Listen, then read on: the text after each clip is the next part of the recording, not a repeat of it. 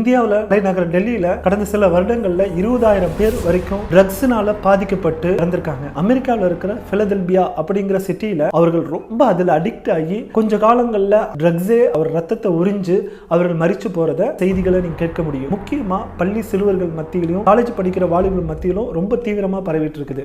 இந்த மாதிரி ட்ரக்ஸ்ல அடிக்ட் ஆயிருக்கவங்களுக்கு நான் சொல்ல வரது என்னன்னா, இந்த ட்ரக்ஸை நீங்க கன்சியூம் பண்ணும்போது உங்களை அறியாம பெரிய பெரிய தவறுகள் செய்யறதுக்கு வாய்ப்பு இருக்குது. ரொம்ப கேவலமான கிரைம் நடக்கிற சம்பவங்கள்லாம் நீங்க பாத்தீங்கன்னா அதுல முக்காவாசி பேர் ட்ரக்ஸ் யூஸ் பண்ணியிருப்பாங்க. பாண்டிச்சேரியில் நடந்த ஒரு சிறுமி ரேப் விஷயத்திலும் பாத்தீங்கன்னா அவன் ட்ரக்ஸ் யூஸ் பண்ணி தான் அந்த மாதிரியான காரியங்களை பண்றான். இந்த மாதிரி அவங்க தவறு பண்ணும்போது தெரியும் போது தான் அவங்க பண்ண தப்பு அவங்களுக்கு உணர்ந்து அவங்க சூசைட் பண்ற நிலைமைக்கு போறாங்க. ட்ரக்ஸ் ஒரு ஸ்லோ பாய்சன் மாதிரி உங்களுக்கு அந்த பழக்கமாகும். போக போக உங்களை லைஃபே அழிச்சிடும். பேரண்ட்ஸா இருக்கிறவங்க தங்களுடைய பசங்க அவங்க எங்க போறாங்க எங்க வராங்க நம்ம கண்காணிக்கணும். அதே வேளையில அவரு கூட டைம் ஸ்பெண்ட் பண்ணணும். ட்ரக்ஸ்னால என்ன பாதிப்பு ஏற்படுதுன்னு சொல்லிட்டு எல்லாருக்கும் ஷேர் பண்ணுவோம். வருங்காலத்தில் நல்ல ட்ரக் ஃப்ரீ சொசைட்டியை கிரியேட் பண்ணுவோம்.